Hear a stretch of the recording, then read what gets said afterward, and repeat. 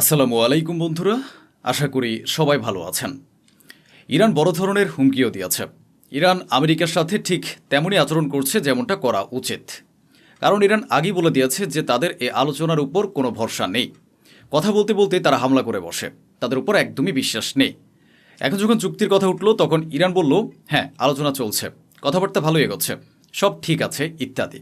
কিন্তু অন্যদিকে ইরান আনুষ্ঠানিকভাবে হুমকি দিয়েছে। তারা বলেছে যদি আমেরিকা আবার হরমুজ প্রণালীতে আমাদের উপর হামলা করে তাহলে আমরা আমেরিকার অবরোধ ভেঙে দেব। এটা আমেরিকার প্রতি ইরানের স্পষ্ট হুমকি।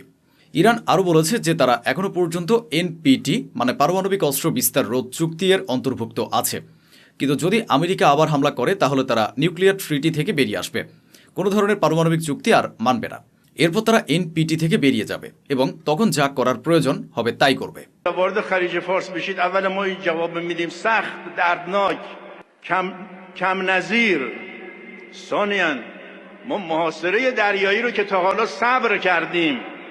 আপনি বিশ্বাসই করতে পারবেন না, এই গোলাপি শুকর ইসরায়েলকে দিয়ে ইরানের উপর হামলা করিয়ে আবার নিজেও ইরানের উপর আক্রমণ করে এবং আরব দেশগুলোকে ফাঁসিয়ে কতটা ভয়ঙ্কর ষড়যন্ত্রের মাধ্যমে তাদের উপর চাপ সৃষ্টি করেছিল যেন তারা আব্রাহাম অ্যাকর্ডে যোগ দেয়।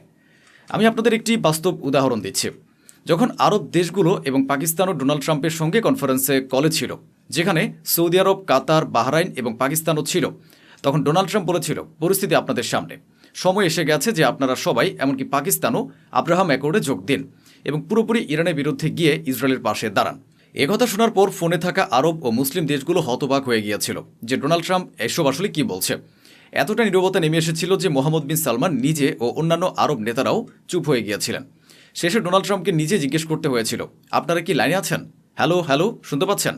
অর্থাৎ পরিস্থিতির সুযোগ নিয়ে এভাবেই গোলাপি শুকর আরব দেশগুলোর উপর চাপ সৃষ্টি করেছিল যেন তারা আব্রাহাম অ্যাকর্ডে যোগ দেয়। অন্যদিকে আরেকটি বড় খবর এসেছে। সৌদি আরব বিশ্ব মুসলিমদের সহানুভূতি অর্জন এবং বাহবা কুড়ানোর জন্য একটি ভিডিও প্রকাশ করেছে, যেখানে দেখানো হয়েছে যে হজের সময় হাজিদের নিরাপত্তা নিশ্চিত করতে তারা নিজেদের প্রতিরক্ষা ব্যবস্থা সক্রিয় রেখেছে, অর্থাৎ তাদের ডিফেন্স সিস্টেম সম্পূর্ণভাবে অ্যাক্টিভ রাখা হয়েছে। এর কোনো যুক্তি আছে? পৃথিবীর কোনো সাধারণ মানুষও এই কথা বলার আগে হাজারবার ভাববে যে ইরান হাজিদের উপর হামলা করবে, ইরান মক্কায় হামলা করবে।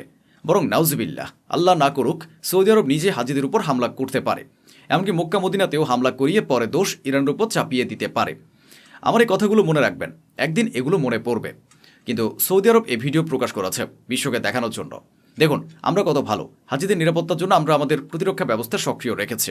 আর ভাই, এর থেকেও বেশি অস্ত্র তো আগে তোমাদের কাছে ছিল, এইসব আমেরিকান অস্ত্র তো আগে থেকেই তোমাদের হাতে ছিল, কিন্তু যখন ইরানের মোকাবিলা করার সময় এসেছিল তখন তো নিজেদেরই রক্ষা করতে পারোনি। এদিকে এই অঞ্চলের দ্বিতীয় ইসরায়েল বলা হয় যে ইউএইকে তাকেও ধোঁকা দিয়েছে ইরান। কিভাবে? ইউএই এর একটি কোম্পানির মাধ্যমে ইরান চীন থেকে স্যাটেলাইট সরঞ্জাম কিনেছিল, যেগুলো তারা যুদ্ধে ব্যবহার করেছে। ইরানের প্রেস টিভিতে দেখানো হয়েছে যে সাধারণ জনগণ যুদ্ধের প্রস্তুতি নিচ্ছে। দেখুন, যেখানে আমেরিকা ও ইসরায়েলের সেনারা যুদ্ধ করতে ভয় পাচ্ছে, পিছিয়ে যাচ্ছে এবং তাদের একদমই ইচ্ছা নেই যে ইরানের সঙ্গে যুদ্ধে জড়ানোর, কারণ ইরান দীর্ঘ সময় ধরে কঠিনভাবে পাল্টা আঘাত করে, খুব বাজেভাবে মারে। এখন সেখানে প্রেস টিভি দেখুন কি দেখাচ্ছে। ইরানের নারী, শিশু ও বৃদ্ধরা পর্যন্ত AK-47 এবং আধুনিক অস্ত্র চালানো শিখছে। তাদের ঘরের ভেতরে অস্ত্র চালানো শেখানো হচ্ছে, জনগণকে যুদ্ধের জন্য প্রস্তুত করা হচ্ছে।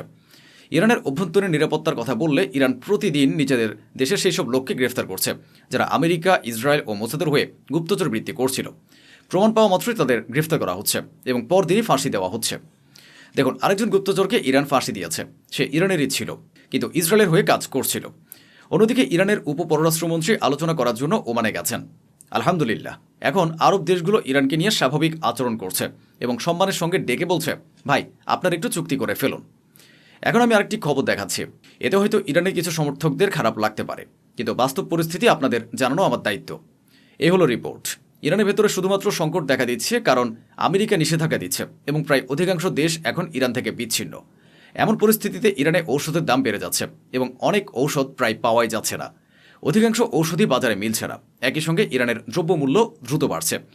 কিন্তু বর্তমান পরিস্থিতি এমন যে ইরান ভেতরে যতই কষ্ট বা মূল্যস্ফীতি হোক না কেন, সাধারণ মানুষ নিজেদের দেশের সঙ্গে বিশ্বাসঘাতকতা করবে না।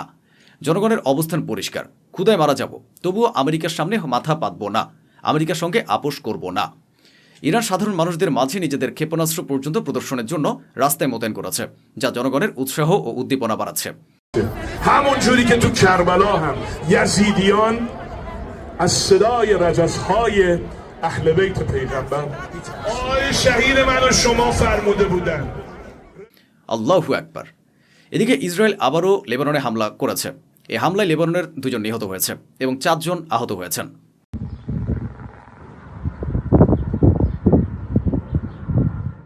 চিন্তা করুন, যুদ্ধবিরতি হওয়ার পর থেকে ইসরায়েল লেবাননে হামলা চালিয়ে 3123 জন লেবানিজকে হত্যা করেছে। প্রতিদিনই ইসরায়েল লেবাননের সাধারণ মানুষকে হত্যা করছে এবং সেখানে বোমাবর্ষণ চালিয়ে যাচ্ছে, অথচ আরব দেশগুলো নীরব। ইসরায়েলি কট্টরপন্থী ইহুদিদের কর্মকাণ্ডের কারণে এখন এমন এক পরিস্থিতি তৈরি হয়েছে যে ইসরায়েলের প্রেসিডেন্ট ও কট্টরপন্থী নেতা বেন গভির মুখোমুখি অবস্থানে চলে গেছেন। ইসরায়েলের প্রেসিডেন্ট বলেছেন, কিছু ইহুদি উগ্রপন্থীর কারণে পুরো খ্রিস্টান ও মুসলিম সম্প্রদায়ের উপর যে অত্যাচার হচ্ছে আমরা তা দেখছি। ইসরায়েল প্রেসিডেন্টই বলছেন যে কট্টরপন্থী ইহুদিরা মুসলমান ও খ্রিস্টানদের উপর যে নির্যাতন করছে তা তিনি দেখতে পাচ্ছেন এবং এর বিরুদ্ধে অবস্থান নিচ্ছেন। এতে বেন গভির ক্ষুব্ধ হয়ে যায়। সে বলেছে, যে প্রেসিডেন্ট হাজার হাজার ইহুদিকে শয়তান বলে সে ইসরায়েলের প্রেসিডেন্ট থাকার যোগ্য নয়, তার পদত্যাগ করা উচিত। বাস্তবতা হলো নেতানিয়াহু ও ট্রাম্প দুজনেই ইরানের সরকার পতনের স্বপ্ন দেখেছিল, কিন্তু আমেরিকায় ট্রাম্পের জনপ্রিয়তা 60 থেকে 70% পর্যন্ত কমে গেছে, আর ইসরায়েলের নেতানিয়াহুর বিরুদ্ধে বিক্ষোভ চলছে। দেখুন,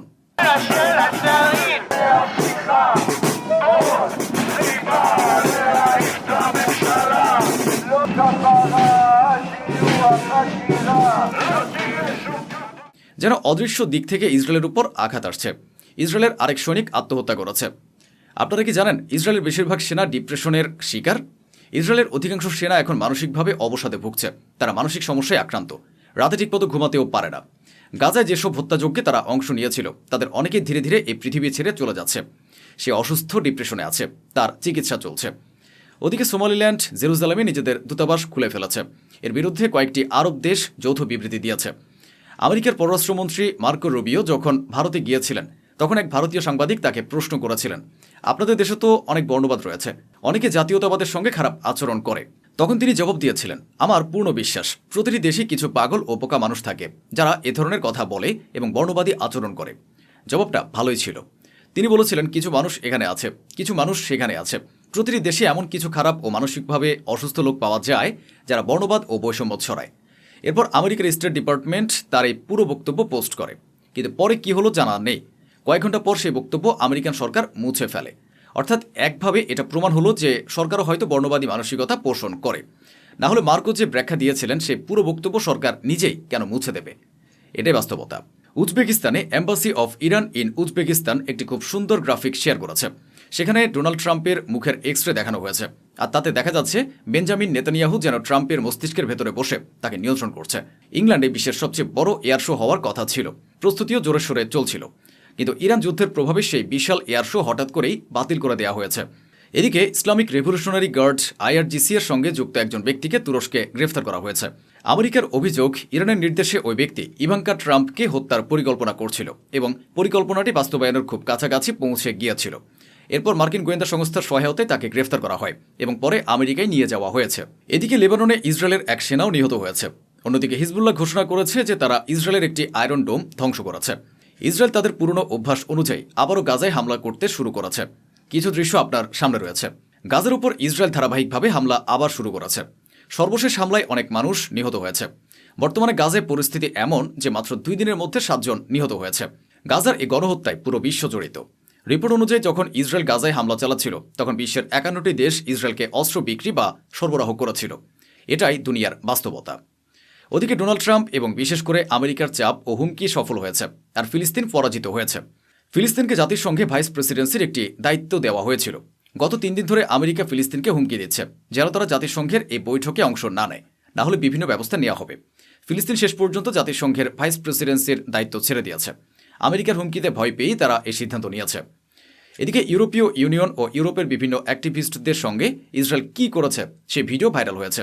যে ফ্লোটিলা সেখানে পৌঁছেছিল সেই 300-এরও বেশি অ্যাক্টিভিস্টদের মারধর করা হয়েছে।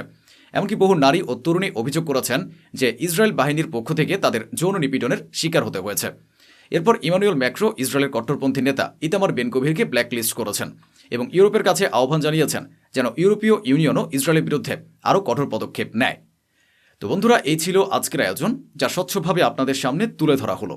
আশা করি আমাদের এই প্রচেষ্টা আপনাদের ভালো লেগেছে। অসংখ্য ধন্যবাদ। সুস্থ থাকুন, ভালো থাকুন।